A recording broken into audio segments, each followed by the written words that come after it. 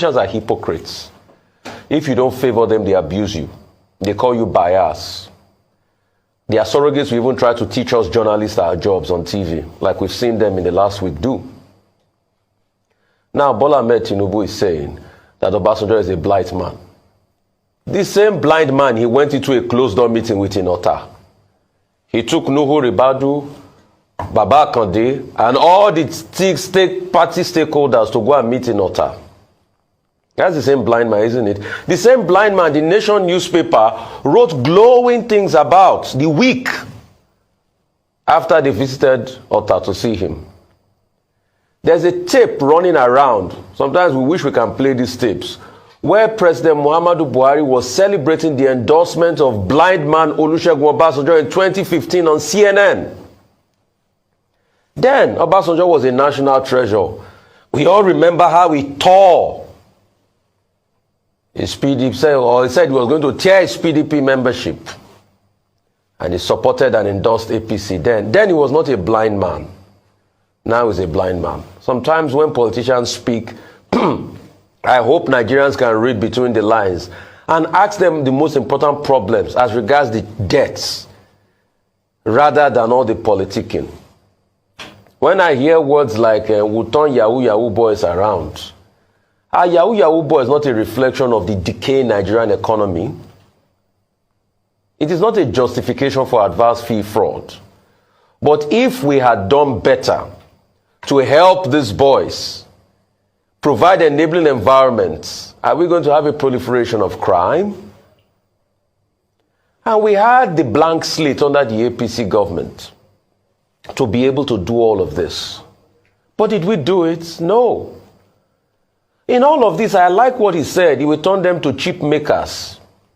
Pretty much reminds me of, or it's akin to trying to say you will turn people in areas like Oluwole to detectives. There's a chip war going on. And I will be happy if Nigeria can even be part of the chip war, because chips will become the future. So it is time for us to talk more on introspection on development. But give it to him. He pulled out a crowd in Benin. He was able to get that out. A lot of things were said, but he was low on the things he was going to do for Nigeria. And we are not hearing a lot of that in the campaign. The campaigns are just about abusing one another. There are problems on ground, and we should try as much as possible to solve the problem. For Governor Wike and his team, it is obvious that they are in a political cul-de-sac now. And you can see what happened in the battle.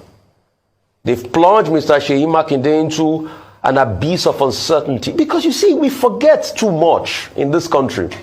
And Mr. Seyi Makinde forgets that for his election to happen in 2019, people had to collapse their structures for him. The likes of Lanley, the likes of Chief Ayanride of the SDP, and a couple of 3-4 parties endorsed him with the big architecture of his political party, the PDP.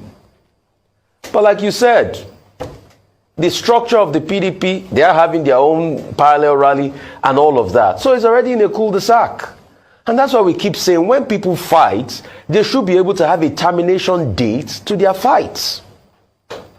On the case of President Buhari joining the campaign trail, please, I would like to ask, what record does President Buhari want to see on the campaign trail when he joins Bola Ahmed Tinubu? What record does he want to campaign on? That's a big poser this morning. No, it's not about record. It's about the fact that President Muhammadu Buhari has a cult following in the northern part of the country. If he joins the Tinubu campaign, he can mobilize, galvanize the northern part of the country to support him. However, in 1993, the same northerners did not vote for Tofa. Bashir Tofa lost his election polling unit to Asiwaju Bola Ahmed Tinubu. No, so that's this is what MK Abiola. To MK Abiola. But for me, Dr. Abati, I think the best thing a former president can campaign on is not cult following. I think it's on his records. Yeah. So if he gets on the campaign trail, it's best he too tells us the records. Okay, that's all on news. This is an election that is all about ethnicity and religion and not about the issues. And this is what we've been complaining about on this program on a daily basis. So it's not about theory, it's about realpolitik. Okay? All right.